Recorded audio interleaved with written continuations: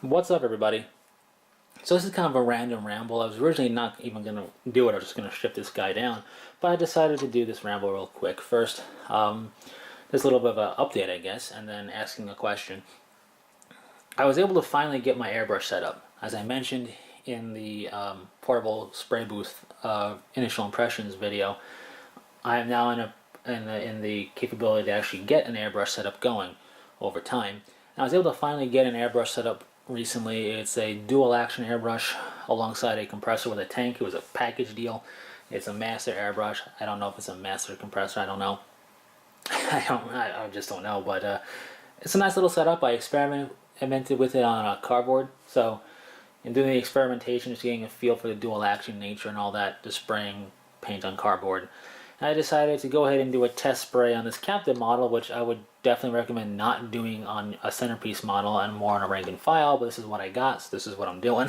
And I was pleased with the result. Now, the whole reason I got an airbrush is for what you basically see here. Not so much specifically the orange, but getting the main color down for the armor color of a force. Getting the main color down and then shading and highlighting and doing detail work with the paintbrush after that. Because it's definitely going to speed up the process, especially for some brighter colors like orange. For my DIY force, I've thought a while ago about doing orange for them because orange is one of my favorite colors and it's not used much. But I never felt satisfied with the paintbrush getting the orange on the model in the past. It always felt too thick, too many coats, and therefore it built up a little bit too thick for my taste. It wasn't smooth. It always felt a little chalky at the end of the day. I just didn't like the way I was applying it with a paintbrush. It can be done, I just didn't like it. So when I got the airbrush set up, I thought I'd test out orange. I went with Vallejo's Model Air Orange because it's a nice orange and it's in an eyedropper bottle. That's the reason why I got these two paints, the Surface Primer Gray and a Model Air Orange, is that it's just neater to use and pouring the Citadel paints out and whatnot. So I wanted neatness in the beginning and then from there I'll branch out. So overall the spraying went well. I think once I got a feel for it on the cardboard, spraying on the model wasn't really that scary a prospect or overwhelming a prospect as it might seem. And I had a lot of fun with it. The spray booth definitely works out nice. I wear a mask when I spray because I don't want to breathe in anything but air, so I recommend a mask. I'm going to do a newbie impression ramble to airbrushing because I figured I'm a genuine newbie, might as well get my impressions out there while still in the newbie form before I get, any type of real experience under my belt. So I want to do that because I think having a genuine newbie impression can be helpful for anybody out there who might be interested themselves. Why not? Make a fool of myself some more for no reason, because why not? But anyways, with that said, I did have a little bit of a clog issue with the orange paint with the model. I didn't really realize it until I was done with the model, and I thought, oh hey, yeah, it is spraying a little weird. I got it cleaned up easily enough. I saw what happened, and it's fine. The brush sprays great for what I'm doing, so I'm pleased with that. I am going to strip this guy down though because I did not get into some of the areas by the leg, on the feet. I also feel like I can get the coating smooth. Not that it's not smooth, but I feel like I can do a better job of it. So I want to redo it. Basically, is what I'm getting at. So that's what I'm gonna do. And my big question for those much more versed in airbrushing than I is PSI. Obviously, well, I say obviously, I could be completely wrong, but I feel like it's gonna be determined a little bit by the thinness of your paint. But at the same token, I'm wondering if color matters at all. I sprayed 20 psi for the primer and the Model Air Orange, and I've seen a lot of people say 20 psi. It seems like a good rule of thumb. That's why I went with it. I'm curious if 15 psi would be better for things like orange or yellow or any other brighter colors, or if 20 is fine for everything. If 15 will be that much better for spraying the orange, let me know. I'm curious.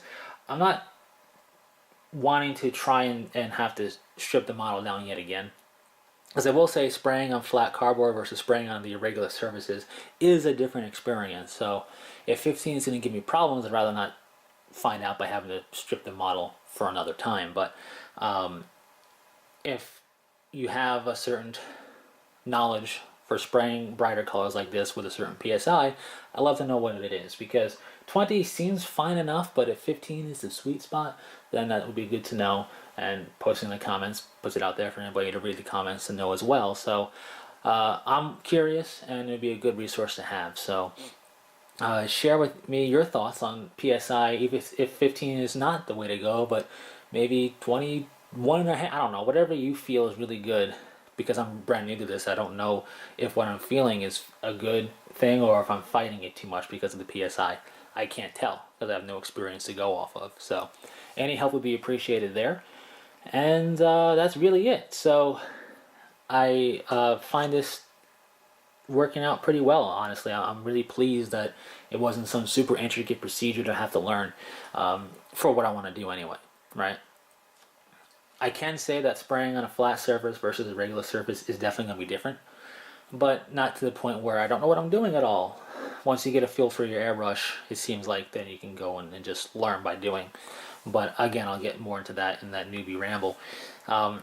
My whole strategy for the airbrush is not to go anything crazy with magic or anything like that. It's just to get the main armor color down. So in this case, get the orange down. If I find a yellow to spray for Lamenters, because I want to do some more Lamenters models, to get the yellow down. For my segment, is to get the red over the gold down. So spray the gold and spray the red afterwards. For Custodes, getting the red gold down the way I want it. You get the idea. That's the only thing I'm really looking to do with the airbrush.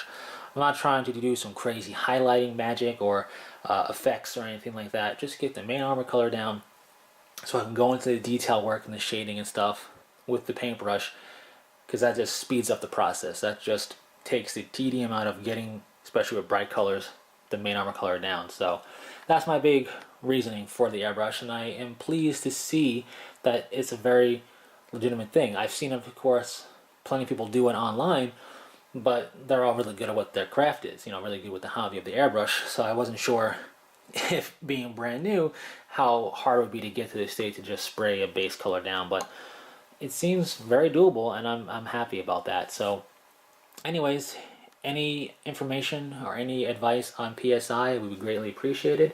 And now I'm going to go strip this model down because I want to spray him again and have it be that much better. Anyways, thanks for sticking through it, and until next time, take it easy.